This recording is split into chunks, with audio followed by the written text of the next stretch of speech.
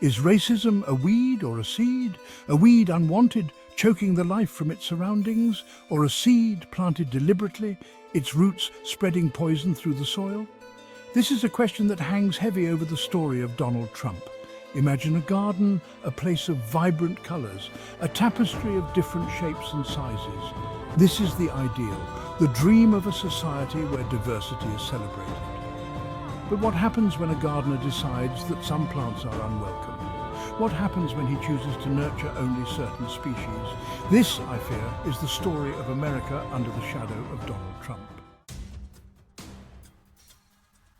Our story begins in the 1970s, amidst the towering skyscrapers of New York City. A young Donald Trump, inheritor of a real estate empire, is carving out his own path.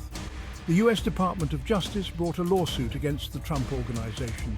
They accused the company of racial discrimination in their rental practices. The case was settled out of court with no admission of guilt.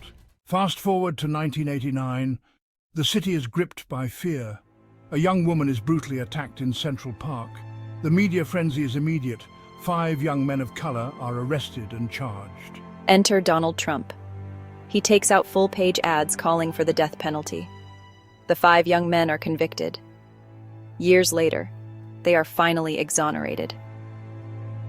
DNA evidence and a confession from the real perpetrator, Matias Reyes, prove their innocence. The year is 2016. Donald Trump, the businessman, the reality TV star, announces his candidacy for President of the United States. His campaign is a whirlwind of controversy.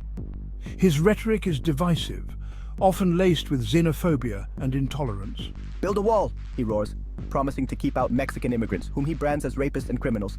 He calls for a ban on Muslims entering the country. He mocks a disabled reporter. The garden of American discourse is overrun with weeds. Civility and respect are trampled underfoot.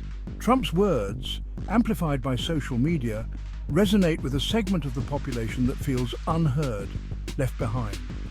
They see in him a savior, a strongman who will make America great again. But for many others, Trump's candidacy is a source of deep anxiety. They see a man who thrives on division, who exploits fear and prejudice for his own gain. They see a threat to the very fabric of American democracy. Charlottesville.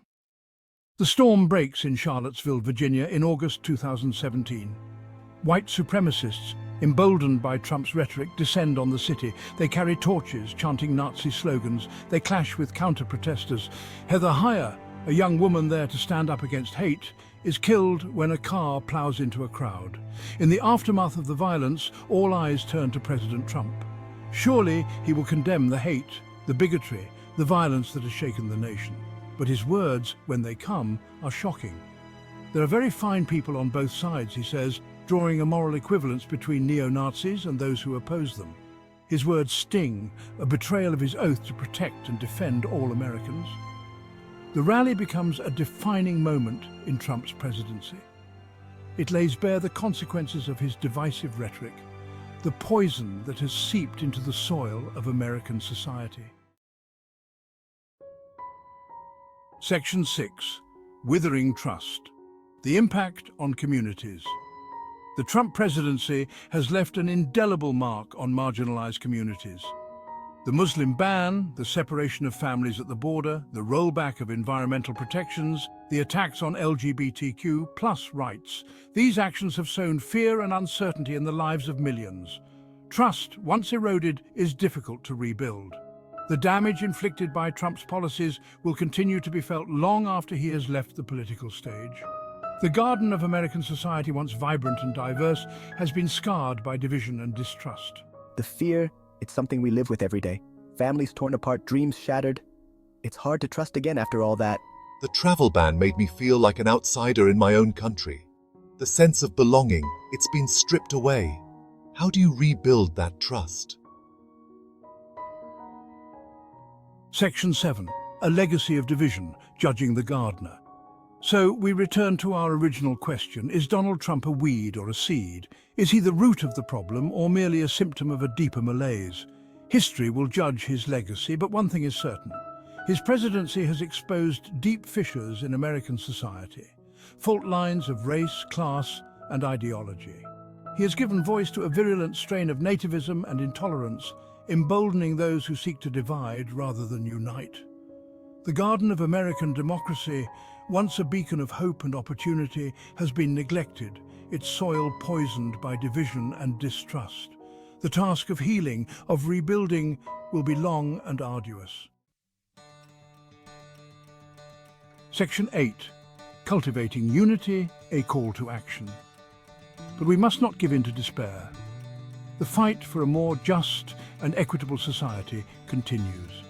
We must reject the seeds of division, the weeds of hate and intolerance. We must nurture the values of empathy, compassion, and understanding. We must remember that diversity is our strength, that our differences make us stronger. We must stand up to bigotry and discrimination in all its forms. We must work together to create a society where everyone feels safe, respected, and valued. The garden of American democracy is not lost, but it is in desperate need of tending.